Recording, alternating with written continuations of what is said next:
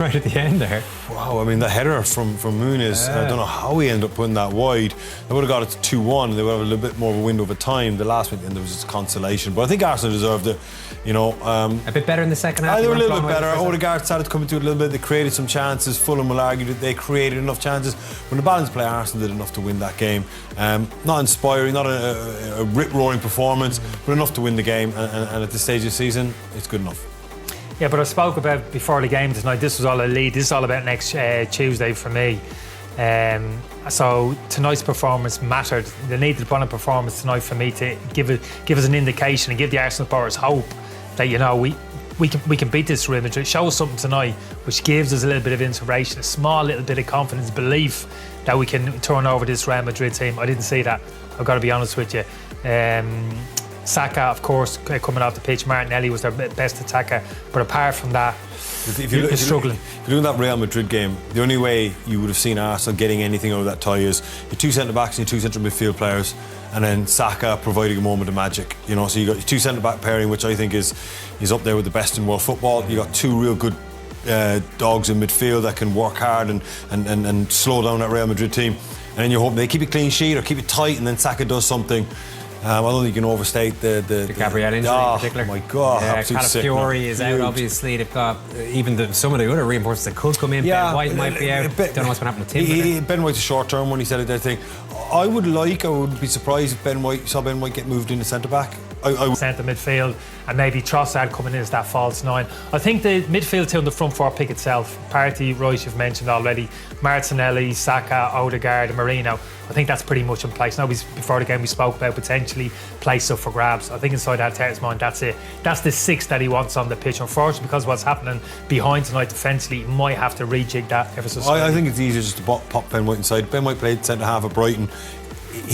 He's a good fullback. I think Ben White is capable of playing centre back, more capable than Timber. And I think for the onslaught that you're going to get against Real Madrid, you're going to need pace, and Ben White has that. That's from centre back to slow down those Real Madrid attacks.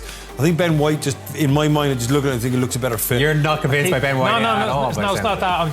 I'm thinking of that Real Madrid front four. You know, I'm thinking of Mbappe, Vinicius, Rodrigo, and Bellingham. And you know what, when I just picture them four in full flight, all that kind of combination, individual 1v1 ability, it kind of melts away in terms of the argument we're making, whether in terms of White or Timber, who comes in at full-back. Because I just think it's that's why Gabriel. You feel as if it's almost impossible. Gabriel missing is like Gabriel at centre back.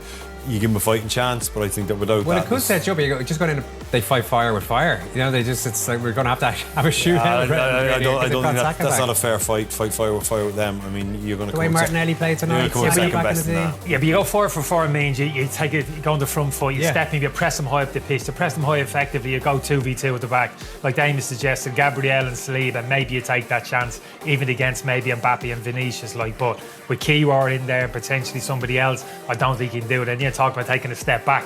You're talking about a low defensive block now, potentially playing a counter-attacking game against Real Madrid. So these are the options you have. How important is it just to get a win, though, after winning against Chelsea? Because the run of results wasn't great before that, and they've got everything coming up for the weekend. Yeah, listen, you know, they dropped some points recently. I think it's 2 wins in the last 6-ish, I think.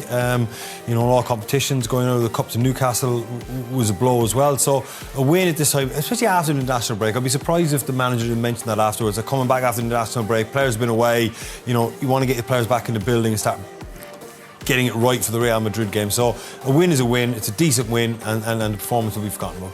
Okay, most importantly, my 2-0 prediction was ruined near the end. We were actually all got within one goal of a correct prediction in different ways, but it was a 2-1 victory for 5 minutes and he gets his goal. Yeah, you felt as if it was fated. The whole stadium was waiting for his appearance. He got a marvellous reception, and of course he does what he generally does when he's on the pitch. He impacted the game. Probably not one of his most memorable finishes, but I like the fact he was kind of Johnny on the spot, in the right place at the right time. Martinelli, probably Arsenal's best attacker on the evening, does great here, being really positive, driving the Fulham defenders, drawing them to him. It's a half-decent cross, Marino to that near post area.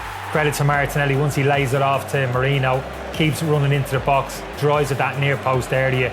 You know, that's what Arsenal need to do, commit more players into the box. It's a lovely little improvisation here from Martinelli. And Saka, as the opposite winger, should always be just arriving at that back post and gets himself a simple tap in. But it was a really good move from Arsenal overall. Yeah, he does a lot of things well, Saka, and we can see the little celebration here with the fitness coach Sam Wilson, who gets his due. Saka has that reputation around the club, and you see it if anyone saw the Amazon documentary.